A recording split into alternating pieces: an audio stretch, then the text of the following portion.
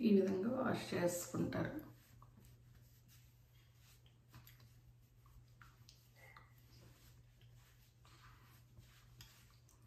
Gel complete అయింది. ఓకేనా, ఇప్పుడు మసాజ్ క్రీమ్. ఓకేనా, మసాజ్ క్రీమ్ అప్లై చేసుకోండి. దాని మీద 1, 2, 3 అలా కూడా ఉంటాయి. మీకు తెలియని వాళ్ళు అది చూసైనా కూడా చేసుకోవచ్చు. కానీ మనకి ఏ స్కిన్కి ఎలా చేసుకోవాలి అన్నప్పుడు మనకు కొంచెం ప్రాపర్గా ఐడియా ఉండాలి. లేదంటే జస్ట్ ఇలా మనం ఎవరైనా చెప్పింది చూస్తూ ఉంటారు కదా మీరు వీడియోలు, అవి ఫాలో అవ్వచ్చు.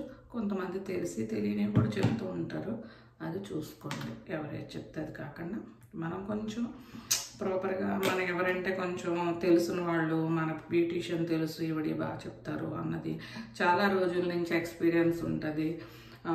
వాళ్ళు చేసిన ఫేషియల్స్ అవి చూస్తుంటారు. ఆ రిజల్ట్ మీకు ఎప్పుడు కూడా ప్రాబ్లం రాకుండా మీ స్కిన్ ఉంది అంటే వాళ్ళు బాగుంది, వాళ్ళ వల్ల మనకి ఎటువంటి ప్రాబ్లం లేదన్నది మీకు తెలుస్తుంది. అటువంటి ఫాలో అవ్వండి.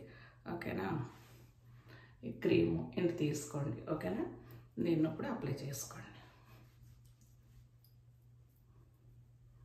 ఆ పైన క్యాప్ ఉంచడం వల్ల ఏంటంటే మీకు క్రీమ్ ఆరిపోకుండా ఉంటుంది. ఎప్పుడైనా మీరు లాంగ్ జర్నీస్కి వాటికి వెళ్ళినప్పుడు ఏంటంటే డైరెక్ట్ క్యాప్ పెట్టడం వల్ల హీట్కి అవి బర్న్ అయ్యి లిక్విడ్ అయిపోయి బయటకు వచ్చేయడం అట్లాంటివి అవుతూ ఉంటాయి. ఆ క్యాప్ ఉండడం వల్ల ఏంటంటే మనకి ప్రొటెక్షన్ కింద ఉంటుంది. అందుకే పైన ఉన్నది క్యాప్ అంత త్వరగా పాడేయద్దు. దాన్ని ఉంచుకుని మీరు యూజ్ చేసుకోండి. క్రీమ్స్ ఎప్పుడు కూడా మీకు తడి గట్ట తగలకుండా ఉంటే ఎక్కువ రోజులు అవి నిలవ ఉండి బూజు అవి పెట్టేయకుండా ఫంగస్ రాకుండా మనకి బాగుంటాయి. ఫంగస్ అవి వచ్చినాయి అంటే మన స్కిన్ మీద పెట్టుకున్నప్పుడు డ్యామేజ్ అవ్వడం, స్కిన్ పాడవడం ఇట్లాంటివన్నీ అవుతూ ఉంటాయి అన్నమాట.